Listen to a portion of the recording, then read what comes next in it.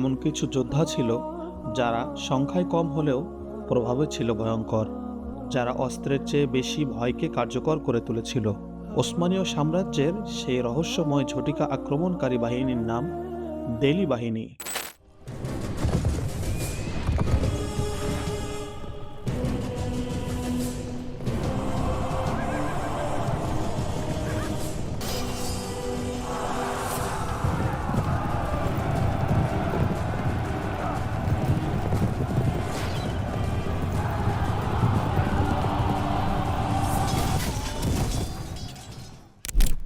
দেলি শব্দটি এসেছে ফার্সি ভাষা থেকে।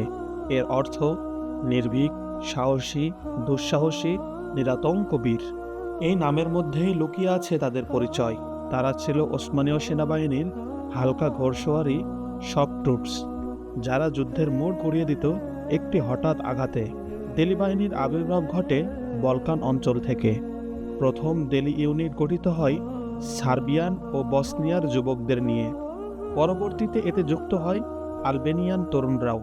ঐতিহাসিকদের মতে 15 শতাব্দীতে রোমেলিয়ায় দেলিদের নিয়ে সর্বপ্রথম সংগঠিত সামরিক ইউনিট গঠন করা হয়। দেলিদের যুদ্ধকৌশল ছিল গেরিলা পদ্ধতির। তারা সরাসরি সম্মুখ সরে না গিয়ে লুকিয়ে আক্রমণ করত। একজন শক্তিশালী শত্রুকে হঠাৎ আঘাত করে এত দ্রুত সরে যেত যে শত্রু বুঝে উঠতে পারত না আক্রমণ কোথা থেকে এলো। অনেক সময় দেলিরা শত্রুপক্ষকে যুদ্ধক্ষেত্রের মাঝেই সিদ্ধান্তহীন করে ফেলত। ভয়, বিভ্রান্তি আর অনিশ্চয়তা, এ তিনটিই ছিল তাদের সবচেয়ে বড় অস্ত্র। এমন পরিস্থিতি তৈরি করত যেখানে শত্রু বাহিনী যুদ্ধ না করেই উল্টো দৌড়ে পালাত। দেলিদের সবচেয়ে শক্তিশালী দিক ছিল মনস্তাত্ত্বিক যুদ্ধ। তারা অদৃশ্যের মতো এসে হামলা করত। অন্ধকার বা দূর থেকে তাদের আসতে দেখলে মনে হতো ভয়ঙ্কর কোনো সত্তা এগিয়ে আসছে।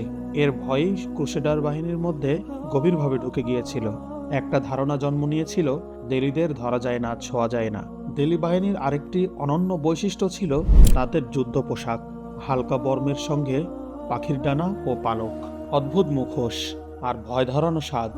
তাদের ঘোড়ার গায়ে পরানো হতো নেকড়ের চামড়া। এই পোশাক ও সাজসজ্জা যুদ্ধ শুরু হওয়ার আগেই শত্রুর মনে আতঙ্ক ছড়িয়ে দিত। দেলিরা শুধু যোদ্ধাই ছিল না, তারা ছিল অত্যন্ত বিশ্বস্ত। ওসমানীয় সেনাবাহিনীর উচ্চপদস্থ কর্মকর্তাদের দেহরক্ষী হিসেবেও দেলিদের নিয়োগ দেওয়া হতো, কারণ তাদের চোখ কান ছিল তরবারির মতো ধারালো। 15 শতাব্দীতে দেলিদের দেওয়া হয় ওসমানীয় সাম্রাজ্যের সীমান্ত রক্ষার দায়িত্ব, আর 16 শতাব্দীতে এসে তারা পূর্ণাঙ্গ আর্মি ইউনিটের মর্যাদা লাভ করে। দেলি বাহিনীর ইতিহাসে একটি নাম বিশেষভাবে স্মরণীয়, গাজী হুসরেভ বেগ। তিনি ছিলেন 10,000 দেলি যোদ্ধার সেনাপতি।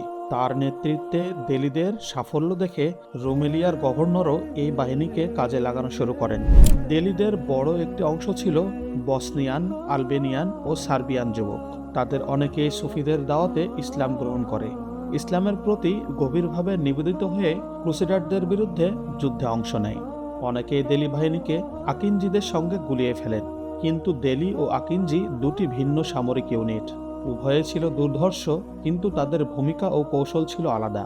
সময় গড়ানোর সঙ্গে সঙ্গে এই নির্ভীক বাহিনীরও পতন আসে। 1829 সালে দেলি বাহিনীর একটি অংশ বিদ্রোহে জড়িয়ে পড়লে এই বাহিনীকে নিষিদ্ধ ঘোষণা করা হয়। এভাবেই ইতিহাসের পাতা থেকে হারিয়ে যায় ওসমানীয় সাম্রাজ্যের সেই ভয়ঙ্কর ঝটিকা যোদ্ধারা। কিন্তু তাদের সাহস, কৌশল আর ভয়কে অস্ত্র বানানোর গল্প আজও ইতিহাসে অমর হয়ে আছে।